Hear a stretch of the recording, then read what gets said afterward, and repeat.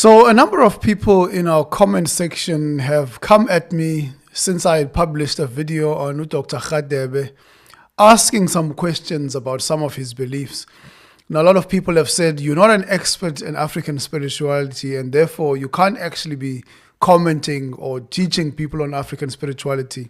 So I thought I would make this video and bring out some experts in African spirituality and ask the question, are African people monotheistic? In other words, do we believe in one supreme God, or do we believe that there are other beings? Do we believe that human beings are God?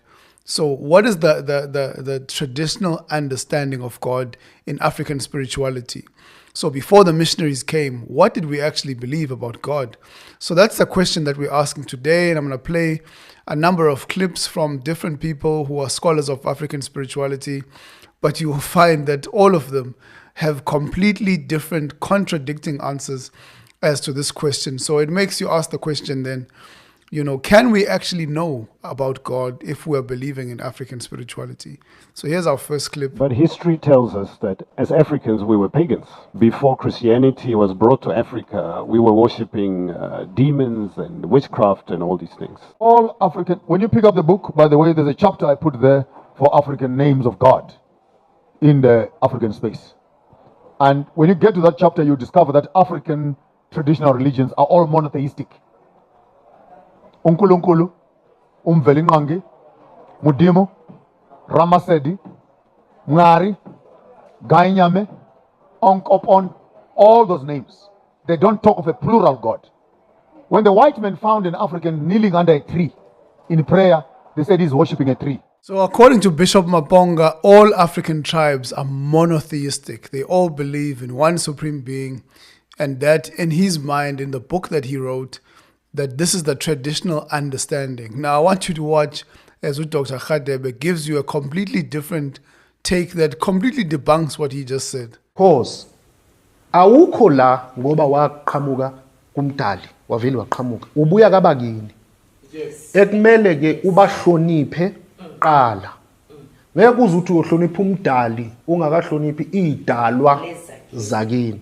Kulapho ke sizothi ulwimi ke libalekile. Manje ke sengizokhuleka ke ngithi ngikhuleka umdali. Sikhumbula umdali naye. Asimqondi umdali. Wezomoya zakwantu. Kula we differ from religion. Religion I believer in monotheism.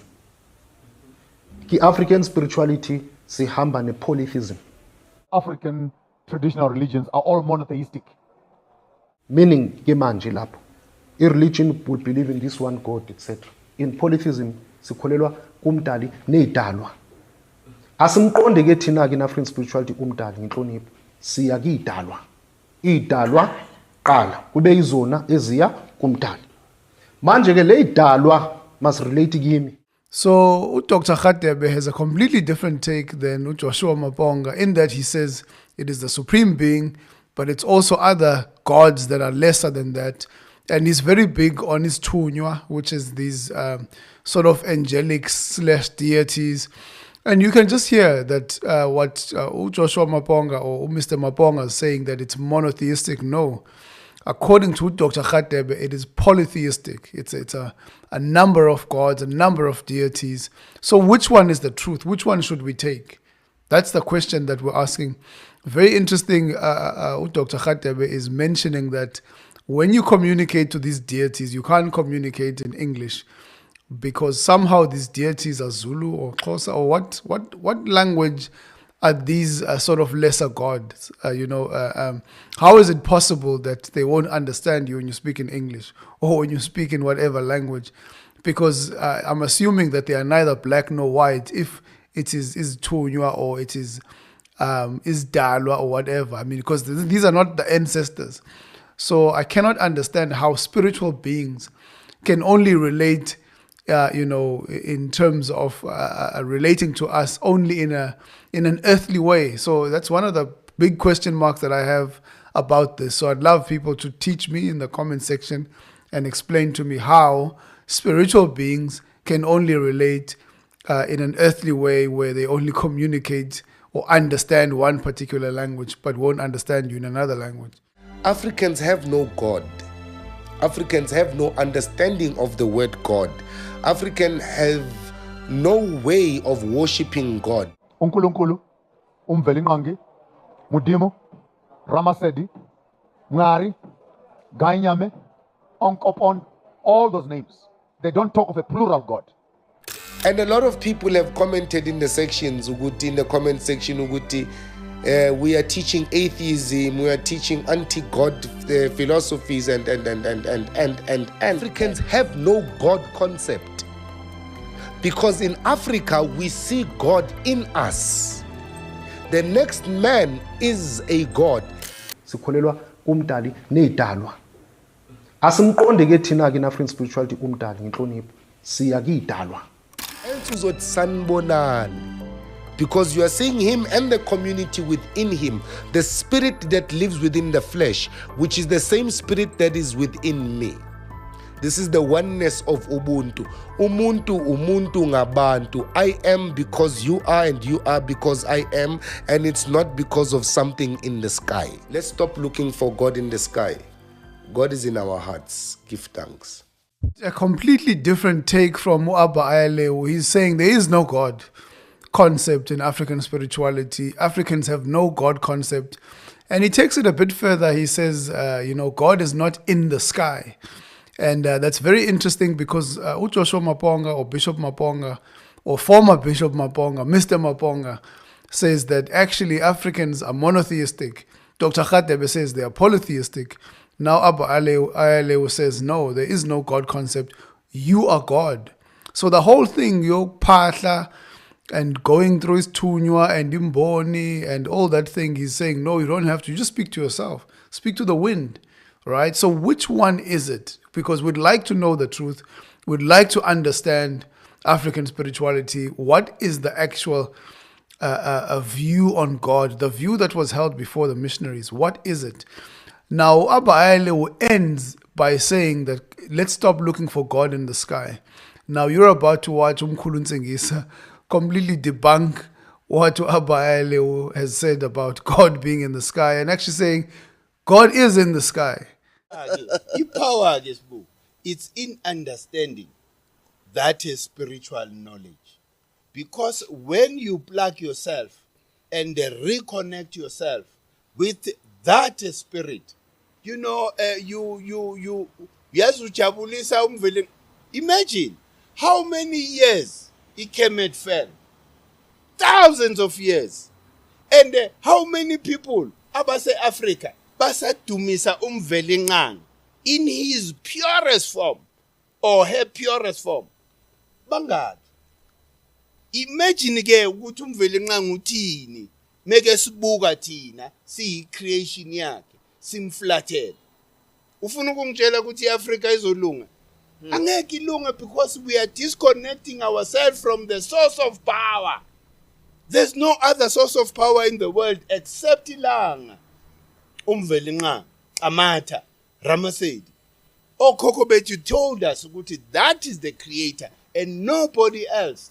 Remember, Guti, Ilanga, Lishisa, hydrogen, carbon, to produce hydrogen.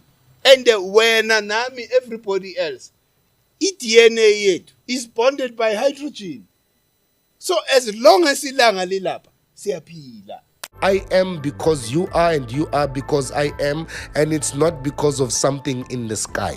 The day Ilanga were to disappear, Ilanga were to disappear, everything dies on earth. Including us. Everything dies. Because that, he excommunicated. What happens when there's load shedding? Energizer le carbon ekuthina. Yebo. Lama protons of ekuthina. Yes, yes. Carbon being lento esibiza imelanin. Yebo. Yeah. Energize. So there you have it, guys. So Mkhulu Ntsingiza says, no, God is in the sky. God is the sun. So this is what we're talking about, that actually you can never know what is the truth, because people like DJ Sbu will interview Joshua Maponga or Bishop Maponga or former Bishop Maponga, Mr. Maponga, and actually, think that both Mr. Maponga and Mkhulu Ntsingiza are actually saying the same thing about God, but these people have a completely different God concept. So when we're talking about African spirituality, this is why we're saying there's no such thing, right? People have different views about who God is. People have different views about the afterlife. People have different views about the ancestors. And so why can't a Christian have a different view then about African spirituality? Why can't I say the ancestors are demons, right? Why can't I say that there's no such thing as African spirituality? Because I'm just slightly different from someone else.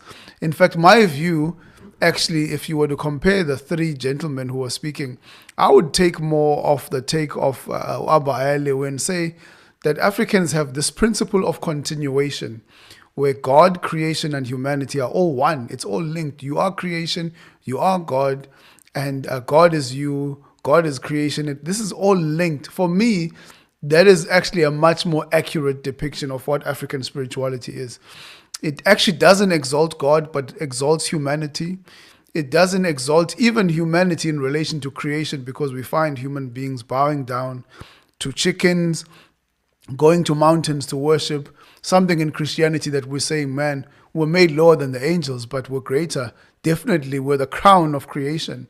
And Christ comes and even exalts us much higher than the angels and brings us right to a relationship with the Father, where we're called sons and daughters, where we speak to God directly, where we don't have to go through these other mechanisms, is tunywa and so on, but actually we can have this relationship. And I think people like Bishop Maponga, who used to be in a sort of Christian setting and then moves to African spirituality, and now he tries to sort of align things, but it's not aligned. There is no monotheistic concept of God in African spirituality. That doesn't exist. And even with Dr. Radebe saying these multiple gods that you got to go through your ancestors, and these are just layers and layers that make it difficult for you. Why can't you speak to God? Why did he create us if he doesn't want to have a relationship? If he doesn't want us, why did he create us? And the idea that we are God, for me, is also, I guess it undermines the very essence of who God is, because God is the creator. And modern science tells us that this world had a beginning at the Big Bang, and before that there was nothing. So what caused it? It's impossible to assume that I could have caused it. I can't add one hair to my head. So how am I going to create all of the things that I see around me? So that is a very low view and understanding of God. And even the idea that the Son is God is even more problematic, because the Son is not personal. You can't have a personal relationship with the Son. The Son is one of billions and trillions of stars in the universe. Why is this one special? It's not even the biggest out of all of them. Yes, of course, it brings a lot of helpful things to us, but there's nothing unique about it. But even more so is that the Son also had a beginning at the Big Bang. So why should we worship something that we know has a beginning? When we're talking about God, we're talking about someone who is uncreated, who is the first cause, who is the originator of life, who is the beginning of all things, who's the one that makes things begin. But he himself is uncreated, self-sustaining, eternal. And so that's our view. And I think this is a much higher view of God. And the other views are much lower. We've got a very, a short-sighted view. What I'm seeing more and more on social media is that people have a very short-sighted view of who God is. And actually, it also leads to an exaltation of humanity, where humanity is now put on the same level with God. Creation is put on the same level with God.